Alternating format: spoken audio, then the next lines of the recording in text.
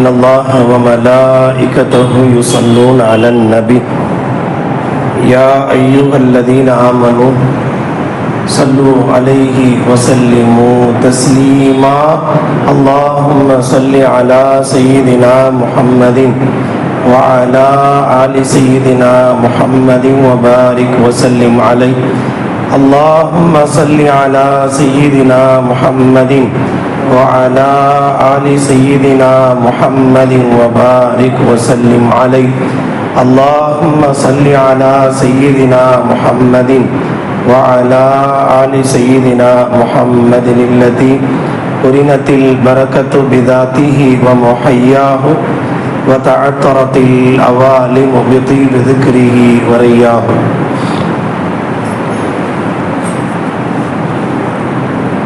மாதத்திற்கு ஒரு முறை நம்முடைய நூருல் இஸ்லாம் அரபிக் கல்லூரியில் பட்டம் பெறுகிற இந்த வருடத்தினுடைய ஆலிம் மாணவ செல்வங்கள் நம்முடைய ஜமாஅத்தினுடைய மஸ்ஜிதுகளில் ஜும்ஆ பயானின் மூலம் ஒரு பயிற்சியாகவும் அறிமுகமாகவும் பேசுகிற அடிப்படையில் இன்றைய தினம் இப்போது ஜும்ஆவினுடைய துவக்க உரை ஆற்றிய இந்த ஆலிம் மாணவர் நமது ஜங்ஷன் மாநகரை சார்ந்தவர். பெரியப்பள்ளியினுடைய அருகிலே மர்ஹூம் முகமது யஹ்யா சாஹிப் என்கிற நம்முடைய நூருல் இஸ்லாம் ஜமாஅத்தினுடைய முன்னோடி பெருமக்கள் அவருடைய பேரப்பிள்ளை. அல்லாஹ் அவருடைய நாவன்மையை சிறப்பாக்கி அல்புரிவானாக. சமூக சேவைகளில் பங்காற்றுகிற நல்ல தௌஃபீக்கை அல்புரிவானாக. இளைஞர்கள் காலத்தினுடைய சூழல்களில் எப்படியெல்லாம் தடுமாறிக் கொண்டிருக்கிறார்கள் என்ற செய்தியை அடிப்படையாக கொண்டு போதைப் பொருட்களுக்கு அடிமையாகி போகிற ஒரு தலைமுறை, ஆபாசங்களுக்கு அடிமையாகி போகிற ஒரு தலைமுறை, ஆடம்பரங்களை கேளிக்கைகளை அது ஒரு வாழ்க்கையினுடைய லட்சியமாக கொண்டிருக்கிற ஒரு தலைமுறை என்றெல்லாம் 3 மையமான கருத்துக்களை மையப்படுத்தி சில செய்திகளை அல்லாஹ் அவரை சொல்ல வைத்தான். நாம் வாழ்ந்து கொண்டிருக்கிற இந்த 21வது நூற்றாண்டு, முன்னெல்லாம் நாமெல்லாம் 19 என்கிற 19வது 20வது நூற்றாண்டுகளை கடந்து வாழ்ந்த அந்த பருவம் பேரு. இதுவெல்லாம் 2K தலைமுறை. இந்த 2K தலைமுறை என்று சொல்கிறார்களே, இந்த தலைமுறை ஒரு மகத்தான சவால்களை எதிர்நோக்கி இருக்கிறது. லட்சியமே இல்லாத ஒரு தலைமுறையாய் இளைய தலைமுறை வளர்ந்து கொண்டிருக்கிறது என்று சொன்னால் அந்த உண்மையை கசப்பாக இருந்தாலும் ஏற்றுக்கொண்டாக வேண்டும். லட்சியமே இல்லை. You enjoyed your life, let me enjoy my life. நீ உங்க லைஃபை என்ஜாய் பண்ணிட்டீங்க, எங்களை என்ஜாய் பண்ண விடுங்க. இது எல்லாம் யாரு தெரியுங்களா? இந்த 13, 14 அந்த 15 பருவம் இருக்கு பாருங்க, அங்கிருந்து ஆரம்பிச்சா ஒரு 30-35 வருஷம் வரைக்கும் அப்படித்தான் ஓடுது. என்ஜாய் பண்ணணும் லைஃப். அப்படி நம்ம இன்ஹிய இல்ல ஹயாத்துன துன்யா நமூத்து வனஹியா, காபிர்கள் சொன்ன, இறை மறுப்பாளர்கள் சொன்னதை போல லைஃப்னா என்ஜாய் பண்ணணும், கேளிக்கையா இருக்கணும். நம்ம செட்டில்டு லட்சியம் கனவு இதெல்லாம் இன்றைக்கு அதுவெல்லாம் கனவாக போய்கொண்டிருக்கிறது. அல்லாஹ் நம்மை காப்பாற்றுவானாக. லட்சியத்தோடு பயணிக்கிற இளைஞர்கள் மிக சொற்பமாகி வருகிறார்கள். படிக்கணும், முன்னுக்கு வரணும், தொழில முன்னுக்கு வரணும், வருமானத்துல முன்னுக்கு வரணும், சமூகத்தில் நம்ம செட்டில்ட் ஆகணும், நல்ல சில சேவைகளை செய்யணும், ஒரு நல்லொழுக்கம் உள்ள ஒரு இளைஞராக உருவாக வேண்டும் என்பதெல்லாம் ரொம்ப ரொம்ப சொற்பமாகி வருகிற ஒரு பெரிய பேராபத்து. இளைஞர்களுக்கு இது ஒரு பெரிய சவால். இந்த 2K தலைமுறை தயவு செய்து யோசிக்க வேண்டிய ஒரு அற்புதமான செய்தி அது. குறிப்பாய் போதைப் பொருள்கள் மிக வேகமாக பரவலாகி கொண்டிருக்கிறது. அது எவ்வளவோ கட்டுப்பாடுகள், சட்டங்கள், எத்தனையோ விஷயங்கள் போட்டாலும் அதை மீறி இந்த தலைமுறை அதில் அடிமையாகி கொண்டிருக்கிறது. அல்லாஹ் நம்மை காப்பாற்றுவானாக. இந்த ஒரு 18வது நூற்றாண்டு இந்த பிரிட்டிஷ்காரன் எல்லா நாடுகளையும் சுமார் 90க்கும் மேற்பட்ட நாடுகளை எல்லாம் அடிமைப்படுத்துறான். இப்படி அடிமைப்படுத்துகிற போது சீனா அவ்வளவு சீக்கிரம் கண்ட்ரோலுக்கு வரல. இந்தியாவை போன்ற வளமை மிக்க நாடுகளை எல்லாம் பிடிச்சா பாருங்க, இந்த சைனாக்காரனை பிடிக்க முடியல. இந்த பிரிட்டிஷ்காரன் என்ன பண்ணா, சைனாக்காரர்களுக்கு எல்லாம் கஞ்சா அபின் போன்ற போதைப் பொருளை பழக்கப்படுத்தினார். அதில் அடிமைப்பட்டு போனவர்கள், அதுல ஒரு மயக்கம், அதுல ஒரு இன்பம் கண்டவர்கள், அடிமைப்பட்டு போனவர்கள் சுமார் ஒரு 2-3 தலைமுறை வீணாகி போனார்கள்.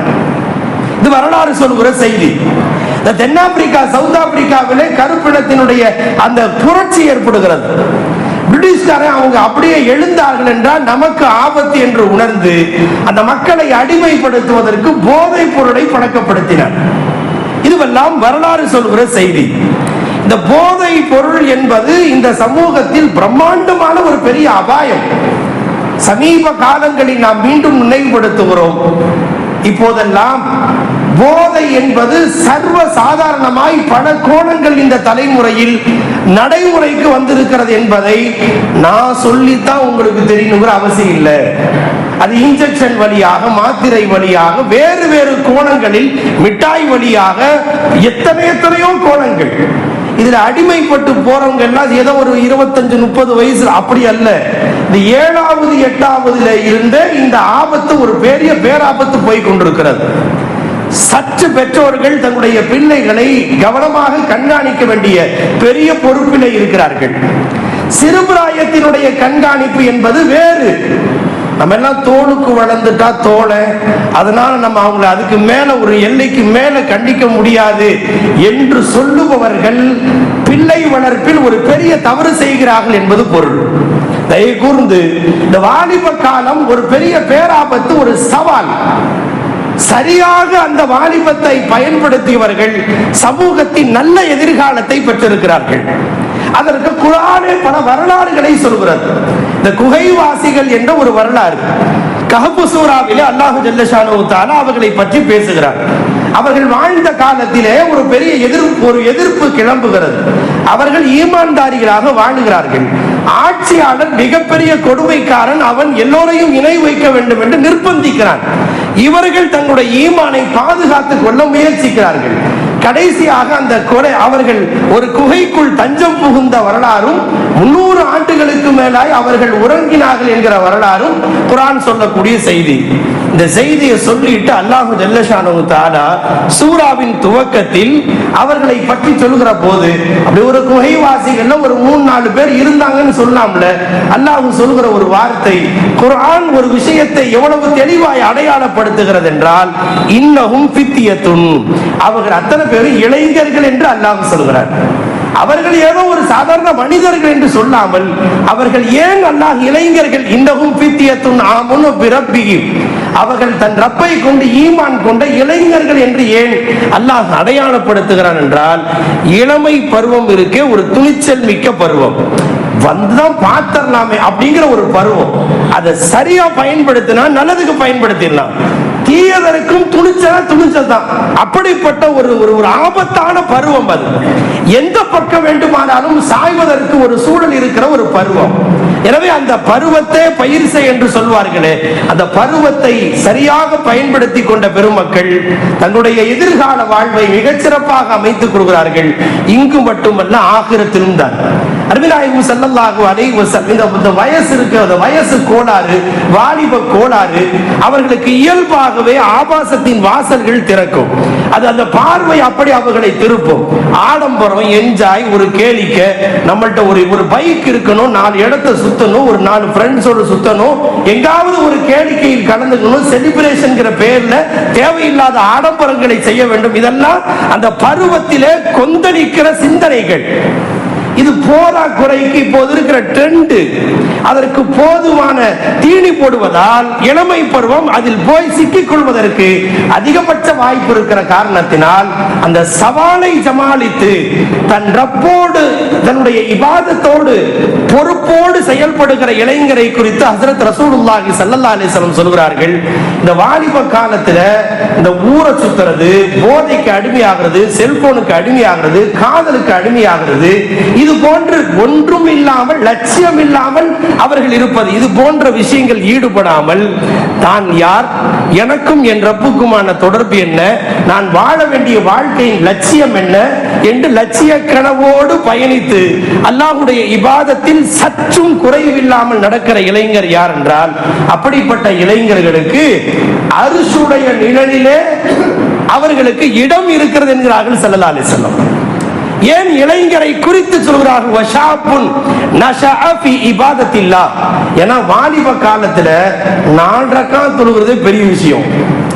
ஃபர்ல தொழுது முடிச்ச உடனே அடிச்சுழுந்து போகணும் அப்படிங்கிற மாதிரி ஒரு அவர்களுக்கான இயல்பு அப்படி தூண்டப்படும். எனவே அந்த பருவத்தில் முன் சுன்னத்து, பின் சுன்னத்து, நஃபில், இஷ்ராக்கு, தஹஜ்ஜத், அந்த வாலிப காலம் அவ்வளவு சீக்கிரம் ஈடு கொடுக்காது.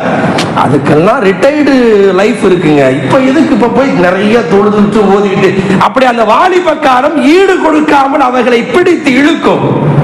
கொஞ்ச நேரம் மணிக்கணக்கில் டைம் ஸ்பெண்ட் பண்றதுக்கு, போன் பண்றதுக்கு, டைம் ஸ்பெண்ட் பண்றதுக்கு நேரம் இருக்கும். ஆனா ஒரு 4 ரக்காத் அவர்களுக்கு பெரிய சிரமமாக இருக்கும். அது வாலிப காலத்தினுடைய கோளாறு. அந்த வாலிபத்தை அவர்கள் சரியாக தன்னை கட்டுப்படுத்திக் கொள்கிற செல்ஃப் கண்ட்ரோல், சுய கட்டுப்பாட்டோடு தன்னை இபாதத்தில் ஈடுபடுத்துகிறார் அல்லவா? அப்படிப்பட்ட வாலிபர்களுக்கு ஸல்லல்லாஹு அலைஹி வஸல்லம் சொல்லுகிற ஒரு அற்புதமான சுப செய்தி. அப்படிப்பட்ட இளைஞர்கள்லாம் அர்ஷுடைய நிழலில் இருப்பாங்கன்னு நாங்க ஸல்லல்லாஹு முதியவருக்கு சொல்ல இந்த வார்த்தையை. முதுமை அது இயல்பாகவே தன்னை எல்லாரும் கண்டுக்க மாட்டாங்க, பேரம் பேத்தியை கண்டுகிட்டு இவங்க இந்த முதுமை பருவம் இருக்கிறது, அது இயல்பாகவே தன் ரப்பின் பக்கம் திரும்புகிற பருவம். வாலிபம் அப்படி கிடையாது. அது ஒரு கடிவாளம் போட்டு கட்டுப்படுத்த முடியாவிட்டால் கடிவாளம் இல்லாத குதிரையை போல் எங்கு வேண்டுமானாலும் அவர்களை அலைபாய வைக்கும். அந்த அலைபாய்கிற எண்ணத்தில் தன்னை கட்டுப்படுத்திக் கொள்ளக்கூடிய அந்த இளமை பருவம் இருக்கிறது ஒரு மகத்தான பருவம் என்று அருமைநாயகம் ரசூலுல்லாஹி ஸல்லல்லாஹு அலைஹி வஸல்லம் இந்த உம்மத்திற்கு சொல்லி இருக்கிற ஒரு மகத்தான சுப செய்தி. அன்பானவர்களே, சர்வ சாதாரணமாய் ஆபாசங்கள் கட்டுக்கடங்காத பரவலாகி இருக்கிற காலம். செல்போன்களும் இணையதளங்களும் மிகப்பெரிய ஒரு ஆபத்தை, விபரீதத்தை இந்த சமூகத்தில் பரவலாகி இருக்கிற காலம். ஆடம்பரங்கள் என்பது கையில காசு இல்லைனாலும் கெத்துங்கிற பேர்ல இந்த சமூகத்தில் பரவலாய் கடன் வாங்கியாவது ஆடம்பரத்தை செய்ய வேண்டும் என்று யோசிக்கிற பருவம். அர்த்தமில்லாத கேளிக்கைகள், அர்த்தமில்லாத என்ஜாய், இப்படி ஒரு பருவம். அது அந்த பருவத்தை சரியாய் பெற்றவர்கள் கட்டுப்படுத்த தவறினால் அல்லாஹ் பாதுகாக்க வேண்டும். ஒரு தலைமுறை கண் முன்னால் அந்த தலைமுறை வீணாய் போகுவதை பின்னால் நினைத்து அழ வேண்டி வரலாம். அல்லாஹ் பாதுகாப்பானாக. நம்ம தொழுகிறோம், ஓதுறோம், நம்ம சரியா, நாம் சரி என்பதை கடந்து வாசிலிஹி ஃபீ துர்ரிய்யதி, குர்ஆன் சொல்லுகிறது, நம்முடைய சொந்த ஈடேற்றம் இருக்கிறது. நான் தொழுகிறேன், நான் ஓதுறேன், நான் இபாதத் செய்றேன், இது போதுமானது அல்ல. உன்னை சுற்றி இருக்கிற உன் குடும்பத்தை, அவர்களையும் நேர்வழிப்படுத்த வேண்டிய ஒரு பொறுப்பு குறிப்பாய் தந்தையர்களுக்கு உண்டு. தாய்மார்களினுடைய பொறுப்பை கடந்து தந்தையர்களுக்கு இதில் கூடுதல் பொறுப்பு இருக்கிறது.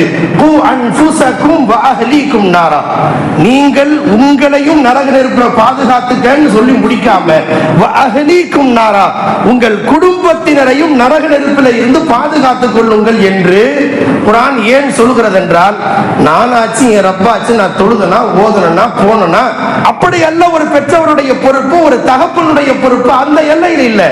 ஒவ்வொரு எல்லையிலேயும் அவர்கள் சரியாக கண்காணித்து வளர்க்க வேண்டிய ஒரு பெரிய பொறுப்பு அவர்களுக்கு இருக்கிறது.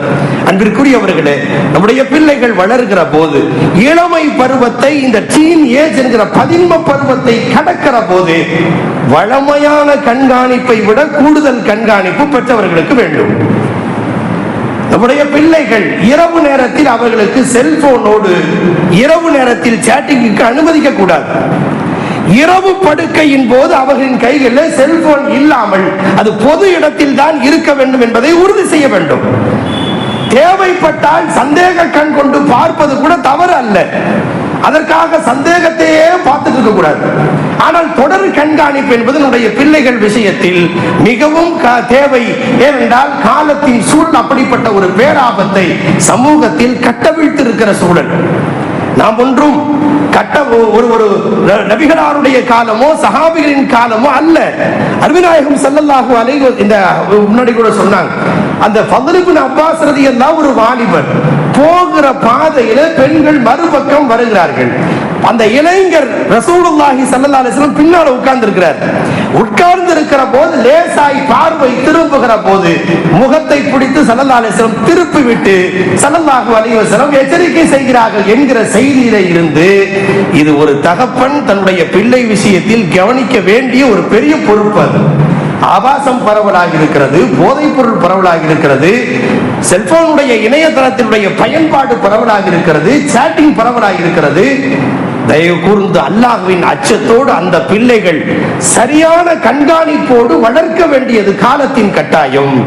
யார் அந்த பிள்ளைகளின் வளர்ப்பில் சரியான கண்காணிப்போடு ஒரு சாலிகான பிள்ளையாய் உருவாக்குகிறார்களோ பிள்ளை வளர்ப்பில் ஜெயித்து விட்டார்கள். அல்லாஹ் அந்த கூட்டத்தில் நம்மை சேர்த்துவானாக. ரப்பனா ஹப் லனா மின் அஸ்வாஜினா வ துர்ரியாத்தினா குர்ரத அயுன். எவ்வளவு அழுத்தமான வார்த்தையை குர்ஆன் சொல்கிறது. யா அல்லாஹ் என் புள்ள எனக்கு ஒரு புள்ள வேணும்னு கேட்காம குர்ஆன் எங்கெல்லாம் நபிமார்கள் பிள்ளையை கேட்டாங்களோ, குழந்தை பாக்கியத்தை கேட்டாங்களோ, அங்கெல்லாம் குழந்தை என்று சொல்லாமல் சாலிகான குழந்தை என்ற ஒரு வார்த்தையை சேர்த்து கேட்கிறது. நிறைய தந்தையர்கள், நிறைய பெற்றவர்கள், எனக்கெல்லாம் ஆம்பளை பிள்ளை இருக்கு, நான் ஏன்பா கவலைப்படணும், எனக்கு தான் பிள்ளை இருக்கு, நான் ஏன் கவலைப்படணும்னு சொன்னவங்க பின்னால் ஒரு சமயம் அந்த பெற்றவர்களுடைய கனவிலே மண்ணள்ளி போட்டுட்டு அவர்கள் தங்களுடைய வேறு வேறு வாழ்க்கை அமைத்துக் கொள்கிற போது, அல்லது அந்த பெற்றவரின் மானம் மரியாதையை கெடுக்கிற போது, இப்படி ஒரு புள்ள பிறக்காமலே இருந்திருக்கலாமே என்று பின்னொரு சமயத்தில் வருத்தப்படுகிற பெற்றவர்கள் நிறைய பேர் உண்டு. நாம் தொழுகை இபாதத்தை சரி செய்வது என்பதை கடந்து பொறுப்புள்ள ஒழுக்கமுள்ள ஒரு தலைமுறையை உருவாக்குவது குறிப்பாய் தந்தையரின் மீதான முக்கிய கடமை. மின் நுஹலி வாலிதிஹி அஃதல மின் அதபின் ஹஸன். ஒரு தந்தை தம் பிள்ளைக்கு பைக் வாங்கி தரலாம், பணம் Dress வாங்கி தரலாம், எது வாங்கி தரலாம். ஆனா ஒரு தந்தை தாம் பிள்ளைக்கு கொடுக்கிற உயர்ந்த கிஃப்ட் எது தெரியுங்களா? ஸல்லல்லாஹு அலைஹி வஸல்லம் சொல்றாங்க, அழகான ஒழுக்கம், நல்லொழுக்கம். என் பிள்ளைய நம்ம பிள்ளைய பார்க்கிறோம், கண் குளிர்ச்சியான அந்த குழந்தை. எனக்கு முன்னால் அவர் ஃபஜ்ர் தொழுகைக்கு எழுந்து அவர் தயாராகிறார். நான் தூங்கிக் கொண்டிருக்க அவர் தஹஜ்ஜத்திற்காக தயாராகிறார். நாம் சொல்லுவதற்கு முன்பாகவே அவர் நோன்பு நோக்க தயாராகிறார். மாதத்தின் உபரியான வணக்கங்களை தொழுவதற்கு தயாராகிறார். நாம் சொல்லாமலேயே அவர் குர்ஆன் ஓதுவதற்கு தயாராகிறார். அவருக்கும் அல்லாஹுக்குமான அந்த தொடர்பு ஆரோக்கியமாக இருக்கிறது என்றால் கண் குளிர்ச்சியான அந்த குழந்தையை நாம் உருவாக்கிவிட்டோம் என்று மனதார சந்தோஷப்படலாம். நாம் அல்லாஹ்வின் சமூகத்தில் நாம் நிற்கிற போதும் ஒரு மனதார சந்தோஷம் ஏற்படும். நீ என்னப்பா செஞ்சு கொண்டு வந்த, ஒரு சாலிகான குழந்தையை நான் கொண்டு வந்திருக்கிறேன், நான் விட்டுட்டு வந்திருக்கேன் என்று சொல்லும் போது ஒரு தந்தைக்கும் ஒரு தகப்பனுக்கும் தாய்க்கும் ஏற்படுகிற பேரானந்தம் இம்மையிலும் சரி மறுமையிலும் சரி. அந்த பெற்றவர்களின் பேச்சை மீறுகிற, நீ சொல்றதெல்லாம் சொல்லிக்கிட்டே இரு, நான் செய்யறதை செஞ்சுக்கிட்டே இருப்பேன், சொல் பேச்சு கேளாத பிள்ளைகள் பெற்றவர்களுக்கு தினம் தினம் பெரிய சோதனை. அல்லாஹ் நம்மை அது போன்ற சூழல்களை இருந்து காப்பாற்றுவனாக. அக்க உம்மஹு வ பர்ர சதீகஹு வ ஜஃபா அபாஹு. இறுதி காலத்தினுடைய அடையாளங்களை குறித்து ஸல்லல்லாஹு அலைஹி வஸல்லம் சொல்லுகிற போது நபி ஸல்லல்லாஹு அலைஹி வஸல்லம் இந்த வார்த்தையை சொன்னார்கள், அக்க உம்மஹு. இந்த தாய்மார்களை போட்டு தொண சங்கடப்படுத்துவான். நபி ஸல்லல்லாஹு அலைஹி வஸல்லம் சொல்கிறார்கள், அக்க உம்மஹு, எப்ப பார்த்தாலும் இதான் என்று பெற்றவர்களை குறிப்பாய் தாயை சங்கடப்படுத்துவான், சித்திரவதை செய்யற மாதிரி நடந்துக்குவாங்க. தகப்பன் பார்த்து, டே கடைக்கு போயிட்டு வாடா, மார்க்கெட்ல ஏதாவது ஒரு வேலை வாங்கிட்டு வா, ஏதாவது வேலை இதை செஞ்சுட்டேன்னா எப்ப பார்த்தாலும் இதை அப்படின்னு சொல்லி அந்த பெற்றவர்களை அவன் உதாசீனப்படுத்துவான். தகப்பனோடு அவனுக்கு தொடர்பு இருக்காது. ஏதாவது ஒரு வேலை சொல்லி செய்ய அப்படின்னு சொன்னா அதை அவன் அலட்சியப்படுத்துவான், உதாசீனப்படுத்துவான். திடீர்னு நண்பன் ஒருவன் போன் செய்து, இங்க எல்லாரும் ஹோட்டலுக்கு வந்திருக்கோம், நீ வந்துரு, நம்ம எல்லாம் ஒரு முக்கியமான ட்ரீட்னா இரவு பகல் பாராமல் வண்டி எடுத்துட்டு போவான். இது நபி ஸல்லல்லாஹு அலைஹி வஸல்லம் உடைய அந்த வார்த்தைக்கான சமீப காலத்திய ஒரு பொருளாக கொள்ள முடியும். அக்க உம்மஹு வ பர்ர சதீகஹு வ ஜஃபா அபாஹு. தன்னுடைய பெற்றோரை உதாசீனப்படுத்தி சங்கடப்படுத்துபவன், தன்னுடைய தந்தை ஒதுக்கி வாழ்பவன், அவர் லைஃப்ல அவர் கத்துறது கத்திக்கிட்டே இருக்கட்டும், நான் என் லைஃப்ல நடந்துகிட்டே இருப்பேன். அவர் காலத்து அவர்னா அந்த காலத்து ஸ்டைலு, இந்த காலத்துக்கு அது ஒத்து வருமா, இந்த ட்ரெண்டே வேற, என்னுடைய வாழ்க்கையில அவர் குறுக்கிடுகிறார் என்று தந்தையை அவன் ஒதுக்குவான். நண்பன் கூப்பிட்டால் நண்பனின் வார்த்தைக்கு நைட்டு 12 மணியா இருந்தாலும் பதில் சொல்லுவான். நபி ஸல்லல்லாஹு அலைஹி வஸல்லம் கியாமத்தினுடைய அடையாளமாய் இந்த உம்மத்திற்கு சொல்லி இருக்கிற ஒரு மிக முக்கியமான எச்சரிக்கை. ஸல்லல்லாஹு அலைஹி வஸல்லம் சொன்னது எப்போ? 1400 வருஷத்துக்கு முன்னால. இந்த வார்த்தை கிட்டத்தட்ட சமீப காலத்தில் இந்த 2K தலைமுறை என்று சொல்கிறார்களே, இந்த 2K தலைமுறையில பெரும்பாலான குடும்பங்களில் கொஞ்சம் தலைவிரித்து ஆடுகிறது என்று சொன்னால் அந்த உண்மை கசப்பாக இருந்தாலும் ஒப்புக்கொண்டாக வேண்டும். எனவே இந்த தலைமுறையை கண்குளிர்ச்சியான சாலிகான தலைமுறையாய் உருவாக்குகிற விஷயத்தில் சமுதாயத்தில் இளைஞர்களுக்கு இருக்கிற ஒரு பெரிய சவாலாய் ஆபாசமும் போதையும் வேறு வேறு வகையான ஆடம்பரமும் கேளிக்கைகளும். அதாவது இளமை பருவத்தில் கொஞ்சம் என்ஜாய் இருக்கலாம், என்ஜாய லைஃப் அல்ல, என்ஜாய இளமை அல்ல. அது அனுபவிக்க வேண்டிய பருவம், எல்லாத்தையும் அனுபவிச்சு முடிச்சு அப்புறமா தப்புக்கு தௌபா செய்யலாம் நினைச்சா அல்லாஹ் பாதுகாக்க வேண்டும். நமக்கு என்ன 60 வருஷம் முன்னாடியே வேலிடிட்டி போட்டாருன்னு அமைச்சிருக்கிறான். எந்த பருவத்தில் எது வேண்டுமானாலும் நடக்கிற ஒரு பெரிய பேராபத்து காத்திருக்கிறது அல்லவா? எனவே இந்த தலைமுறையை திருத்துகிற விஷயத்தில் நம்முடைய குடும்பங்களில் வளர்ந்து கொண்டிருக்கிற இந்த பிள்ளைகளின் வளர்ப்பில், அது ஆணாக இருந்தாலும் பெண்ணாக இருந்தாலும், அவர்களுடைய பார்வையில், ஒழுக்கத்தில், அவருடைய சிந்தனையில் சரியான பாதையில் தான் அவர்கள் போய்கொண்டிருக்கிறார்களா என்கிற விஷயத்தில் பெற்றோர்கள் தொடர் கண்காணிப்பு என்பது அவசியம் என்பதைத்தான் நமக்கு இப்போது உணர்த்துகிறது. அல்லாஹ் ஜல்ல ஷானஹு தஆலா ஒரு நல்ல தலைமுறையை, தடுமாறுகிற தலைமுறை இல்லாமல் நல்லொழுக்கம் உள்ள தலைமுறையாய் உருவாகுவதற்கு தௌஃபீக் செய்வானாக. வ ஆகிரு தஅவானா அல்ஹம்துலில்லாஹி ரப்பில் ஆலமீன்.